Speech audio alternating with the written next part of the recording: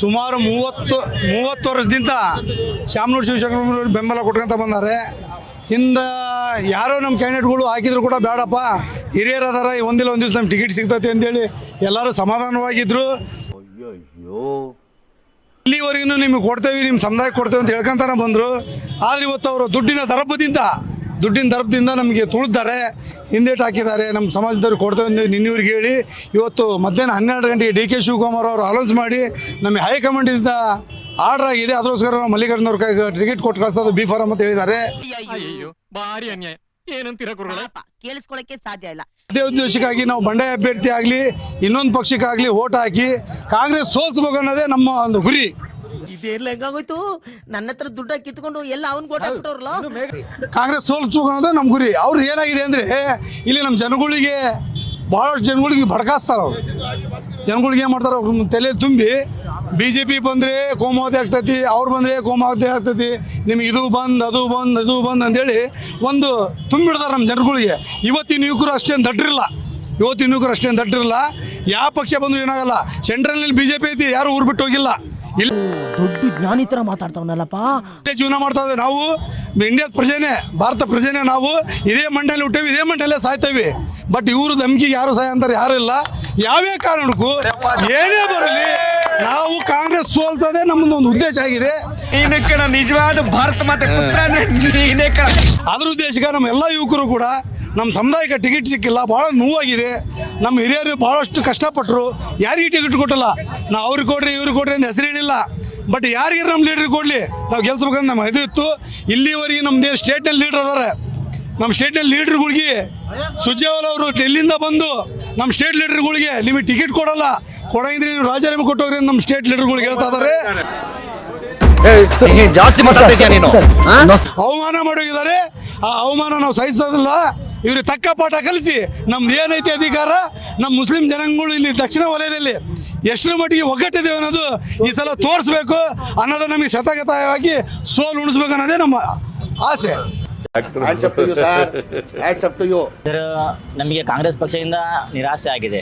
ಅಂದರೆ ನಾವು ಯುವಕರು ಮುಂಚೆ ಅಂದರೆ ನಮ್ಮ ತಾತನ ಅಪ್ಪಾಜಿಲ್ಲರು 40 ವರ್ಷದಿಂದ ಪಕ್ಷಕ್ಕೆ ದುಡಿದಿದ್ದಾರೆ. ಅವರು ನಮಗೆ ಒಂದು ಆಸೆ ಊರಿಸಿ ರಂಜಾನ್ ಹಬ್ಬದಿಂದ ನಮ್ಮ ಗುರುಗಳೆಲ್ಲ ದೊಡ್ಡವರು ಹೋಗಿ ಬೆಂಗಳೂರಲ್ಲಿ ಕುಂತು ಸೀಟ್ ಕೇಳಿದ್ರೇನು ನಮಗೆ ಆಸೆಗೆ ನಮ್ಮ ದ್ರೋಹ ಮಾಡಿದ್ದಾರೆ. ಯಾವುದು ಕಾಂಗ್ರೆಸ್ ಪಕ್ಷ. ನಾವು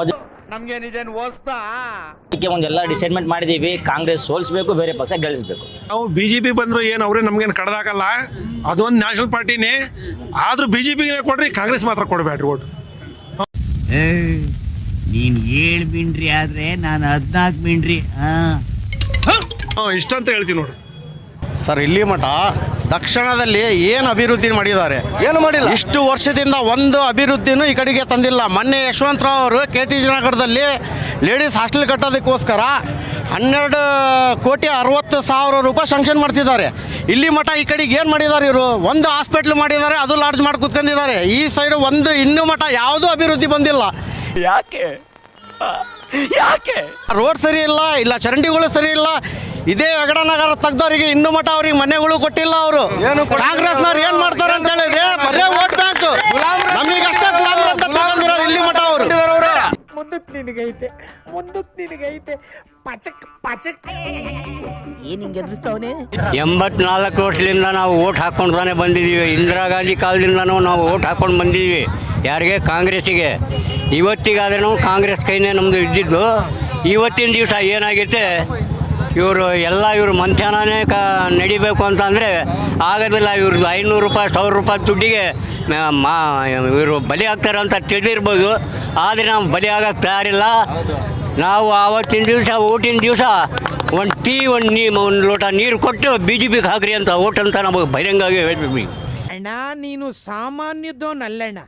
ಇದು ನಡೆಯುತ್ತಿರೋ 2026 ಚುನಾವಣೆಯಲ್ಲಿ ಬರೀ ದಾವಣಗೆರೆ ದಕ್ಷಿಣ ಎಲೆಕ್ಷನ್ ಅಲ್ಲ. ಅವ್ರು ಏನು ಮಾಡಿದ್ದಾರೆ, ನಮಗೆ ಮುಸಲ್ಮಾನಿಗೆ ದ್ರೋಹ ಮಾಡಿದ್ದಾರೆ.